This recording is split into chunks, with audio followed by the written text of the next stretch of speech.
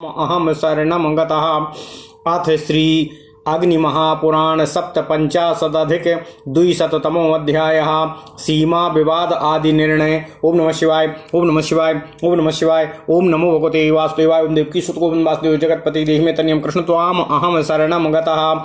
अग्निरुवाच सीम्नो विवादे क्षेत्रस्य सामन्ताः स्थाविरादयः गोपाः सीमाकर्षिणो ये सर्वे चावनगोचराः प्रणेयुरेते सीमानम स्थूलांगार तु सद्रुमः सेतु बल्मीक निम्नास्थि चैत्यादयरुपलक्षिताम् सामन्ता वा समग्रामाश्चत्वारोष्टादशापि वा रक्तस्रग वसना समां नयेयुः क्षितिचारिणः अंद्रते तु पृथक् दंड्या राज्ञा मध्यम साहसम अभावे ज्ञात्र चिन्हानां राजा सीम्नः प्रवर्तकः आरामयात नग्रामानि पानोद्यानवेश्मसु एष एव विधिर्ज्ञेयो वर्षाम्बु प्रवहेषु च मर्यादायाः प्रभेदेषु क्षेत्रस्य हरणे तथा मर्यादायाश्च दण्ड्याः अस्युरधमोत्तम मध्यमाः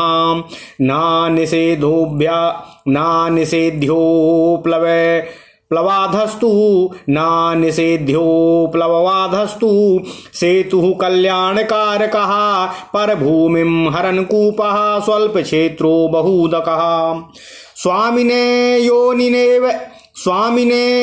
यो निवेद्यैव क्षेत्रे सेतुं प्रकल्पयेत उत्पन्ने स्वामिनो भोगस्तद्भावे महीपते फालाहतमपि क्षेत्रं यो नाकुर्यान्यकारयेत सा प्रदाप्यो कृष्टफलं क्षेत्रमन्येन कारयेत मासा नष्टो तु महसी सस्य घातस्य कारिणी दंडनीया तदर्शम तु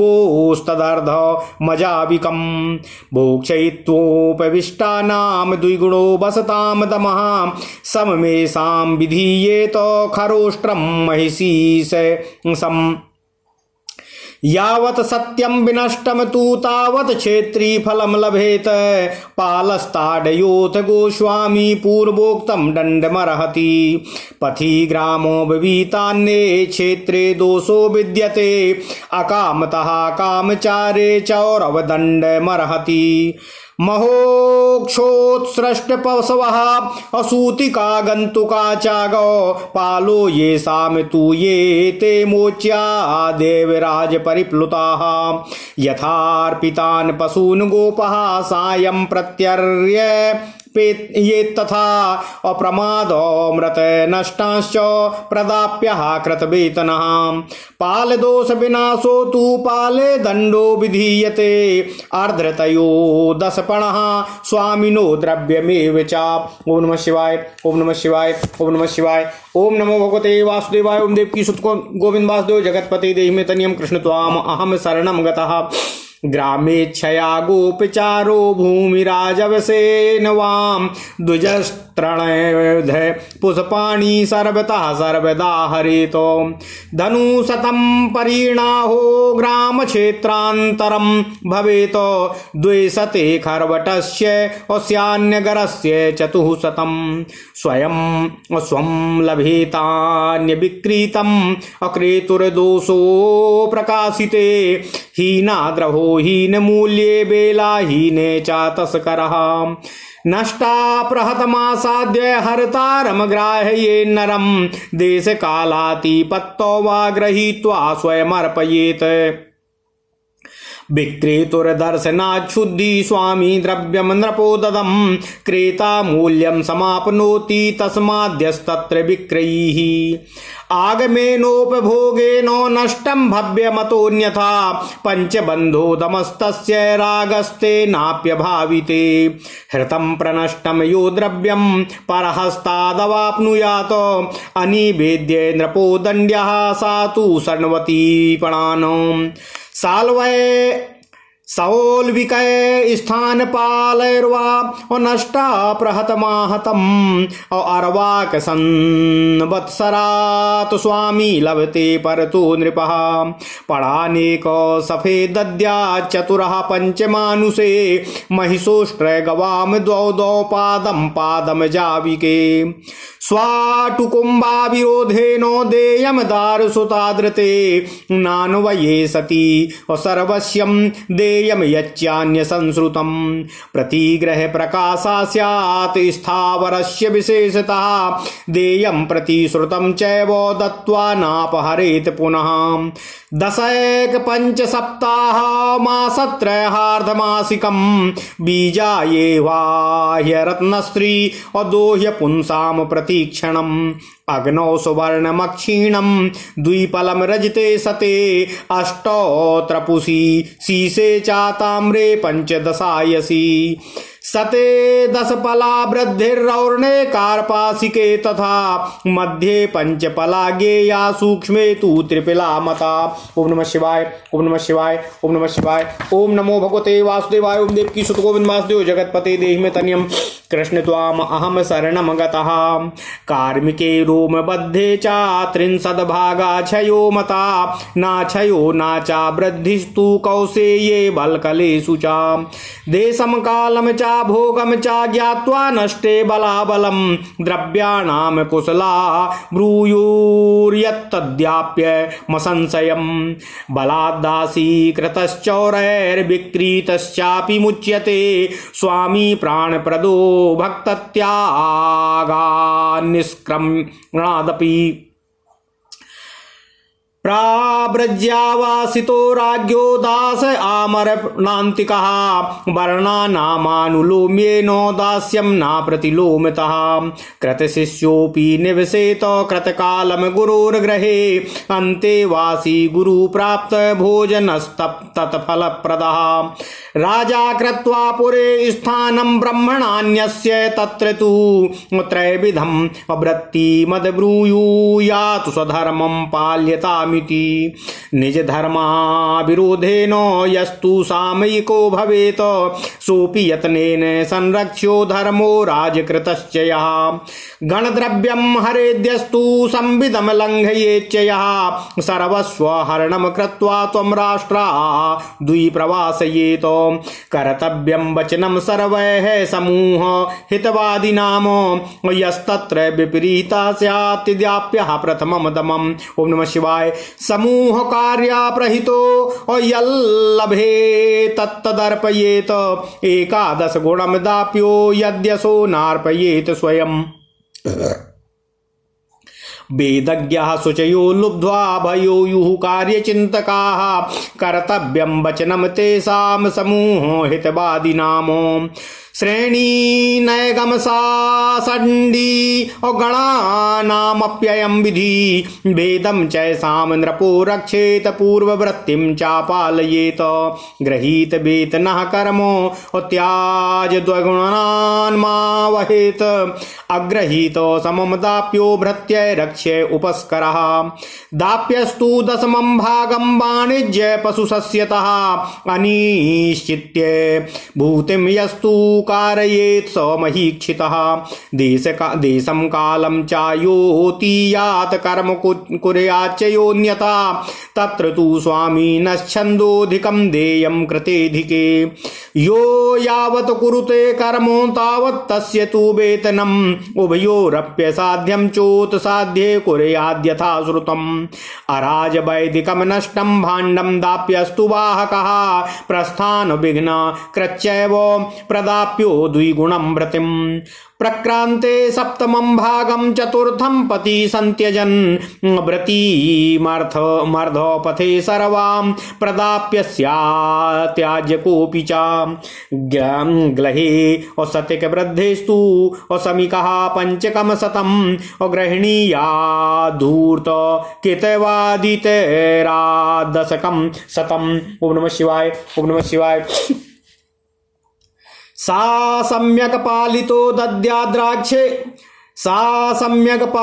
दद्याद्राज्ञे भागम यथाक्रमम् औज्जित मुदग्राह ये जेत्रे दद्यात् सत्यं वचः क्षमी प्राप्ते नृपतिना भागे प्रसिद्धे धूर्तमण्डले जितं समभिके स्थाने दापये दन्यथा नातु द्रष्टारो व्यवहाराणां साक्षिणश्च च एव हि द्रष्टारो व्यवहाराणां साक्षिणश्च ता एव हि राज्ञा सचीना और निर्वास्या कूटाक्षोपाधि देविनः द्यूतमेकमुखं कार्यं तस्कराज्ञान कारणात् एष एव विधिर्ज्ञेयः प्राद्यूते समाह्वये। ओम नमः शिवाय, ओम नमः शिवाय, ओम नमः शिवाय। ओम नमो भगवते वासुदेवाय। ओम देवकी सुत गोविंद वासुदेव जगतपते देहि में तन्यम कृष्ण त्वाम अहम शरणम गतः। ओम नमः शिवाय, ओम नमः शिवाय, ओम नमः शिवाय। ओम नमो भगवते वासुदेवाय। ओम देवकी सुत गोविंद वासुदेव जगतपते देहि में तन्यम कृष्ण त्वाम अहम शरणम गतः। अथ श्री अग्नि महापुराण 257वां अध्याय सीमा विवाद आदि का निर्णय।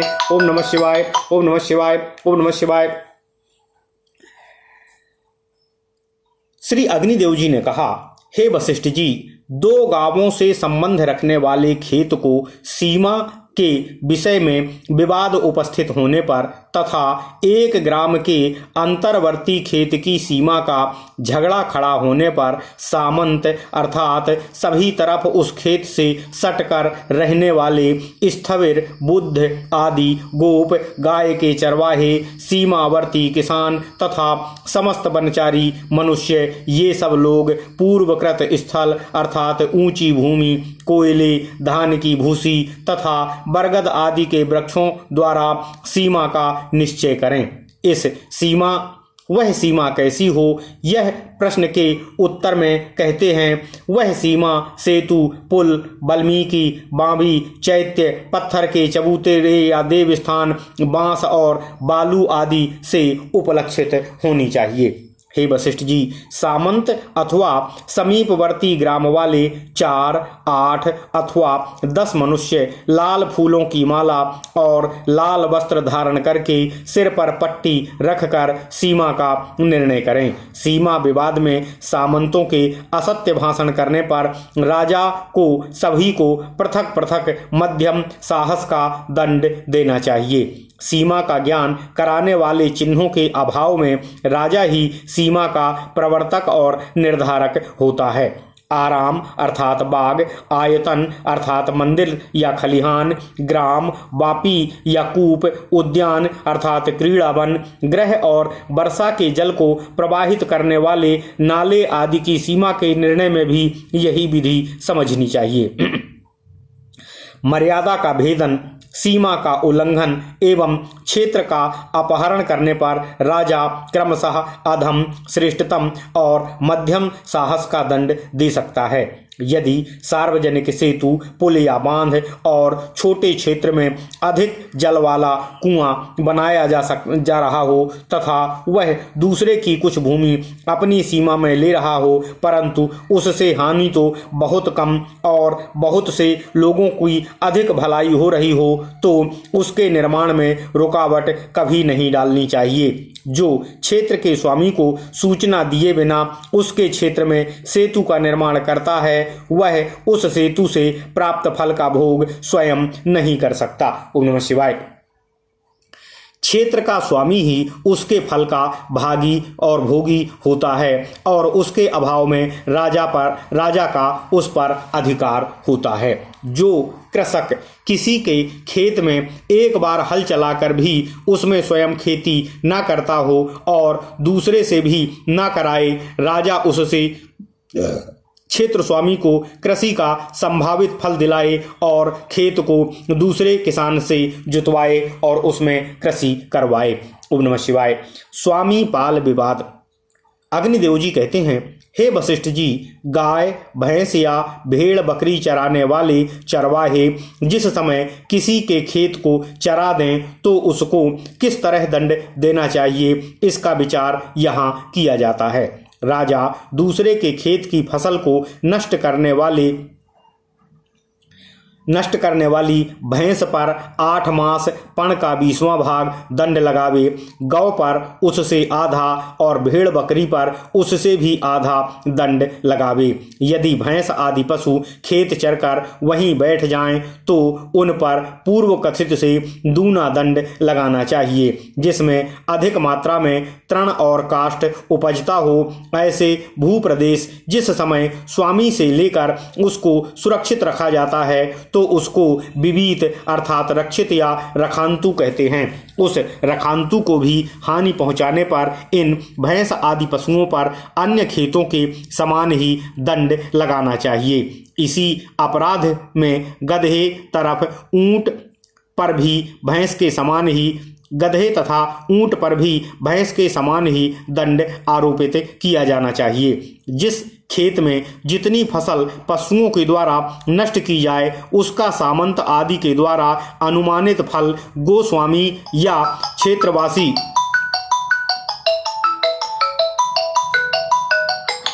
अनुगामी या क्षेत्रवासी से वसूल किया जाना चाहिए।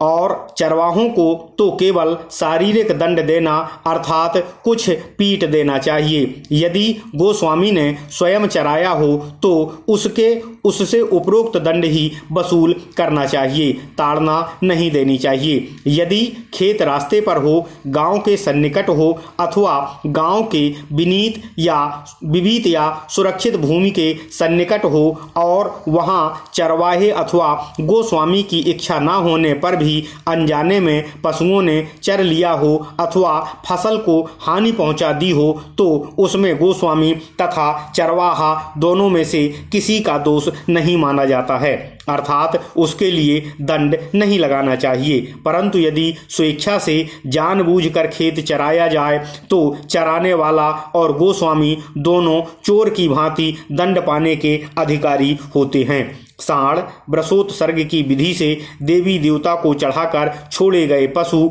10 दिन के अंदर की ब्याई हुई गाय तथा अपने यूथ से बिछुड़कर दूसरे स्थान पर आया हुआ पशु ये दूसरे की फसल चर लें तो वे दंडनीय नहीं हैं, छोड़ देने योग्य हैं। जिसका कोई चरवाहा ना हो ऐसे देवोपहत तथा राजोपहत पशु भी छोड़ देने योग्य होते हैं। गोप अर्थात चरवाहा प्रातःकाल गौओं के स्वामी से संभलाए हुए पशु को सायंकाल उसी तरह लाकर स्वामी को सौंप देना चाहिए।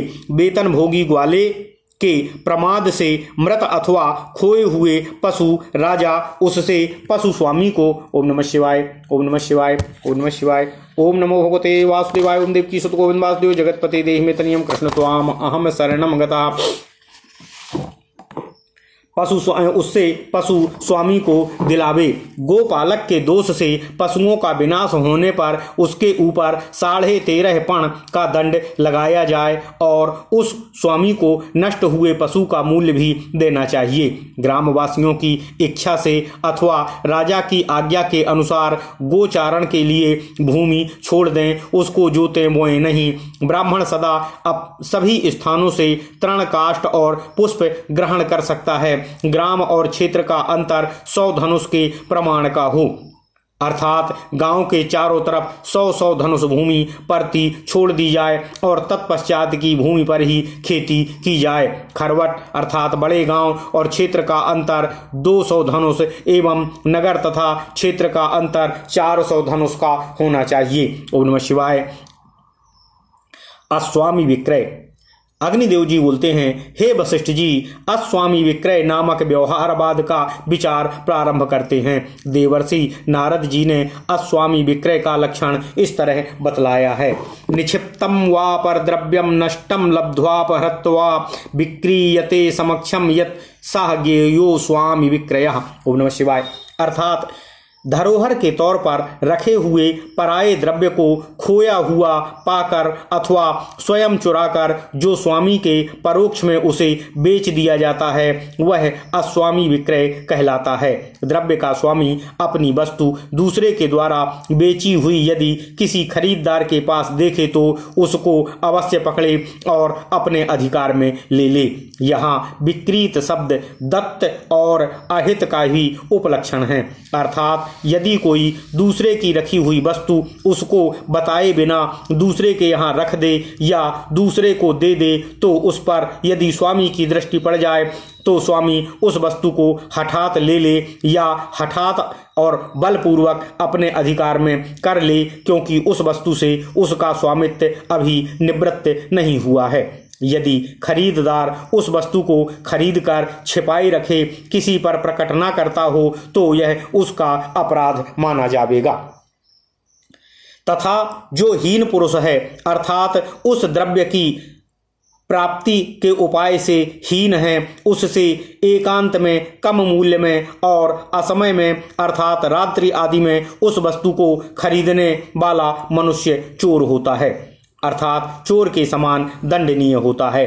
अपनी खोई हुई या चोरी में गई हुई वस्तु जिसके पास देखे उसको स्थानपाल आदि राज कर्मचारियों से पकड़वा देना चाहिए। यदि उस स्थान अथवा समय में राज कर्मचारी ना मिले तो चोर को स्वयं पकड़कर राज कर्मचारी को सौंप देना चाहिए। यदि खरीददार यह कहे कि मैंने चोरी नहीं की है, अमुक से खरीदी है, तो वह बेचने वाले को पकड़वा देने पर शुद्ध अर्थात अभियोग से मुक्त हो जाता है।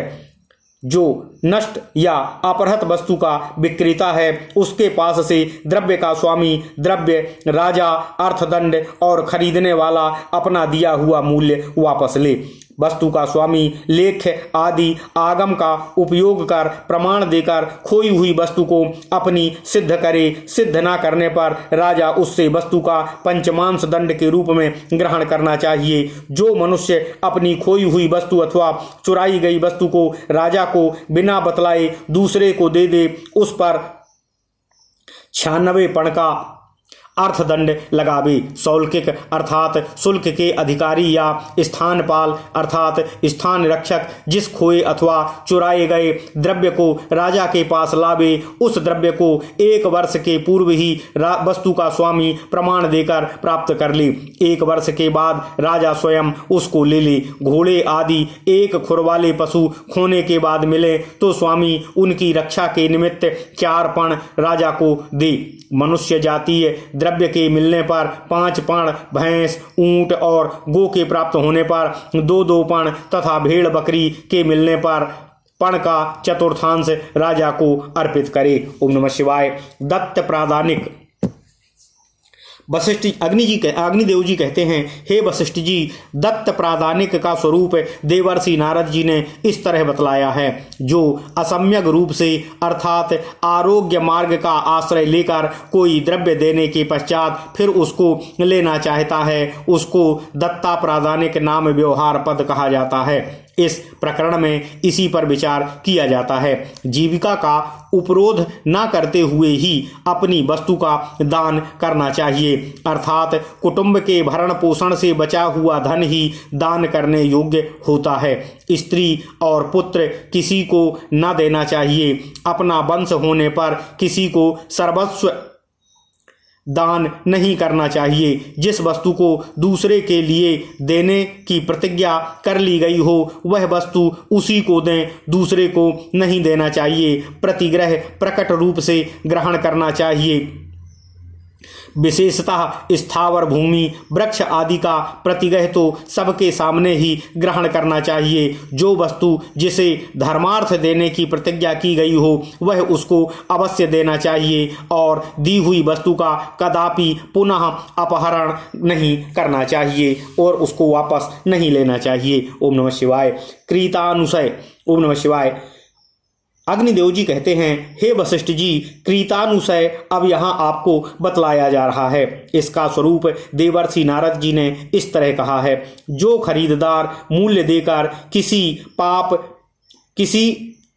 वस्तु को खरीदने के बाद उसको अधिक महत्व की वस्तु नहीं मानता है, इसलिए उसको वापस लौटाना चाहता है और यह मामला क्रीतानुशय नामक विवाद पद कहलाता है। ऐसी वस्तु को जिस दिन खरीदा जाए उसी दिन अविकृत रूप से मालधनी को लौटा दिया जाए। यदि दूसरे दिन लौटावे तो क्रेता मूल्य का 1/30वां भाग त्याग देना चाहिए।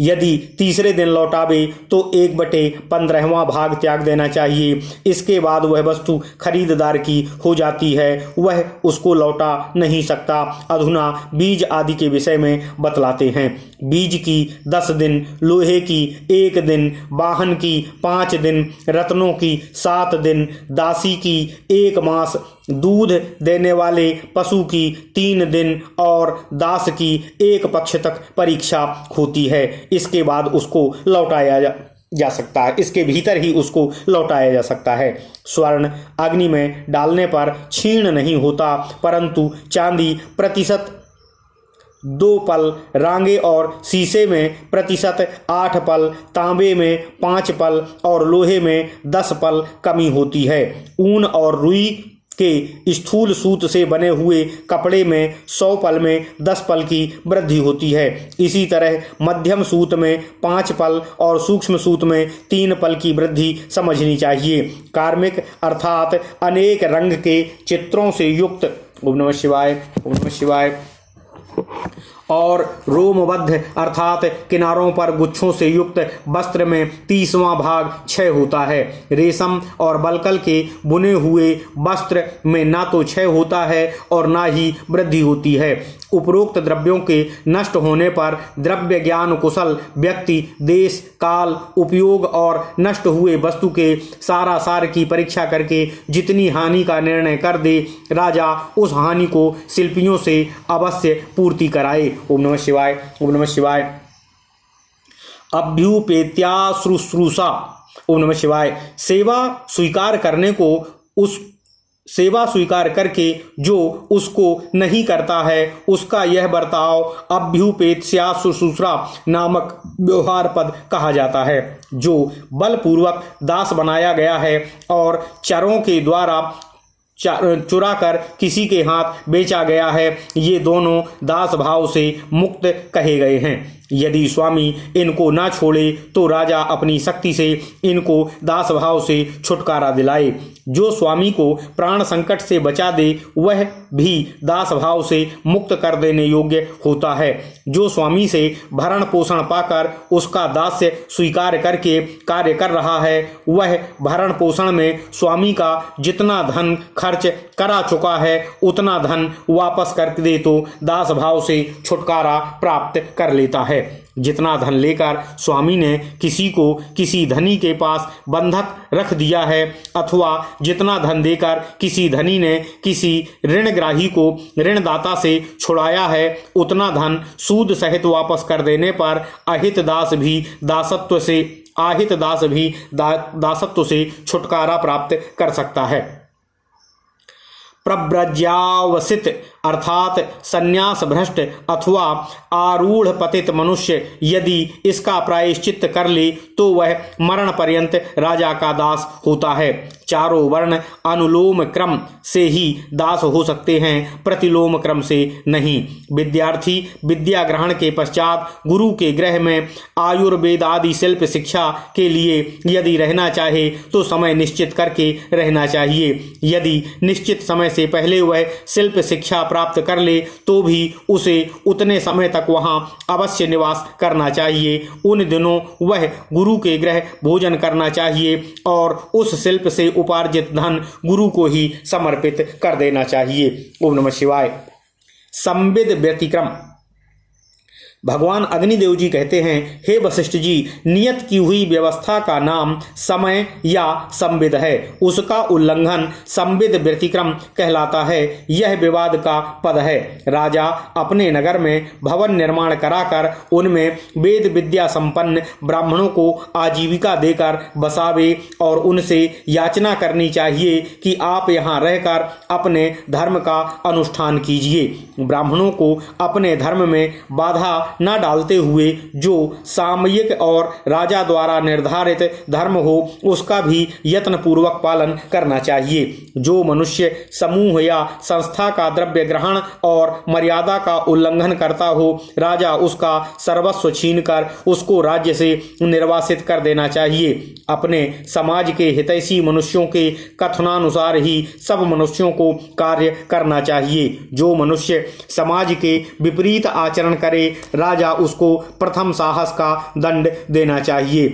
समूह के कार्य की सिद्धि के लिए राजा के पास भेजा हुआ मनुष्य राजा से जो कुछ भी मिले वह समाज के श्रेष्ठ व्यक्तियों को बुलाकर समर्पित कर देना चाहिए। यदि वह स्वयं लाकर नहीं देता तो राजा उसको 11 गुना धन दिलवावे।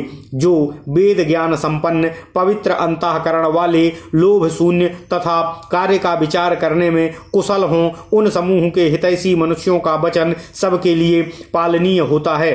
श्रेणी अर्थात एक व्यापार से जीविका चलाने वाले, नैगम अर्थात वेदोक्त धर्म का आचरण करने वाले, पाखंडी अर्थात वेद विरुद्ध आचरण करने वाले और गण अर्थात अस्त्र शस्त्रों से जीविका चलाने वाले, इन सब लोगों के लिए भी यही विधि है।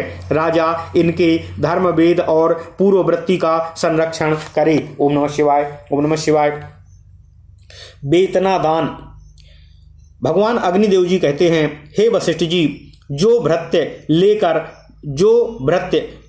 दाम लेकर काम छोड़ दे वह स्वामी को उस वेतन से दोगुना धन लौटावे। वेतन ना लिया हो तो वेतन के समान धन उनसे ले। भृत्य सदा खेती आदि के सामान की रक्षा करनी चाहिए। जो वेतन का निश्चय किए बिना भृत्य से काम लेता है, राजा उसके वाणिज्य, पशु और सस्य की आय का दशांश भृत्य को दिलावे। जो भृत्य देश काल को अतिक्रमण करके लाभ को अन्यथा अर्थात औसत से भी कम कर देता है, उसको स्वामी अपने इच्छानुसार वेतन देना चाहिए, परंतु औसत से अधिक लाभ प्राप्त कराने पर भृत्य को वेतन से अधिक देना चाहिए। वेतन निश्चित करके 2 मनुष्यों से ही काम कराया जाए और यदि वह काम उनसे समाप्त ना हो सके तो जिसने जितना काम किया हो उसको उतना वेतन, और यदि कार्य सिद्ध हो गया हो तो पूर्व निश्चित वेतन पूरा देना चाहिए। यदि भारवाहक से